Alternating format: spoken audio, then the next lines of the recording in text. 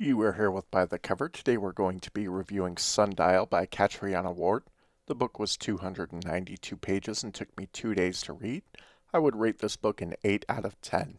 The format on this one is going to be a little different because I don't have a big list of likes or dislikes really. So let's just talk about the book. I will say the only dislike that I really had of this book was that the two primary characters are the two sisters, which are Rob and Jack, and I found it a bit off-putting that their names were Rob and Jack, which are clearly boys' names. It was confusing at first, but you get used to it after a while. This is my second Catriona Ward book. The first one that I read was Last House on Needless Street, and I really enjoyed that book, and I really enjoyed this one as well. She has a style of writing, and I don't know quite how to explain it, but both of these books that I've read by her are extremely dark subject matter, but they are so compelling to read, and she doesn't write it in a super depressing way. It is fun to be along on those journeys, even though they are absolutely batshit crazy. There are certain authors that write really depressing things, and you just feel depressed the entire time. It's not the way with Catriona Ward's books. It's more intriguing and super interesting and compelling to read her works than it is wallowing in depressive themes.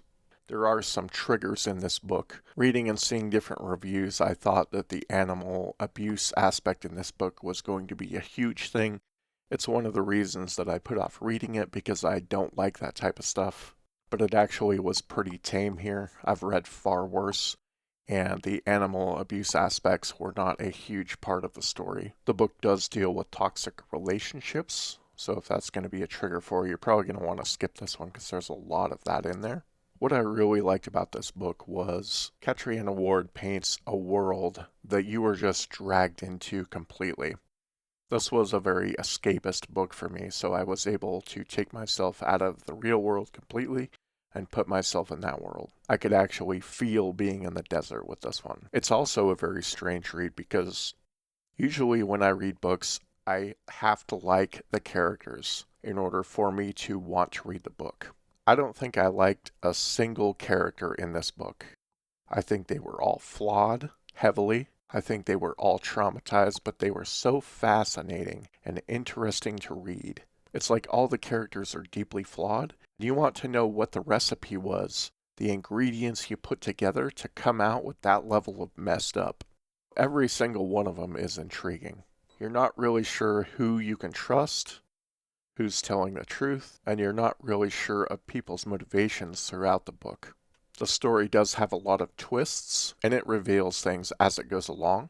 I did not like Irving as a character, and I'm not real sure I liked Rob as a character, but their relationship together, one of the most toxic things that I've read. And again, it was just fascinating to read about that, even though it was very disturbing. I did love the ending of this book. I didn't think it was the best ending ever, but I really did like it, and it keeps you hooked all the way till the end. I will say that the book did drag a little bit in the middle section, but again, I read this in 2 days and I couldn't put it down. It was also so messed up that it's one of those books that stays with you after you finish reading it. That's about all I have to say on this one. I just really enjoyed the book. If you've read and liked Catriona's other works, then I definitely suggest picking this one up. That's about it. We'll catch you later.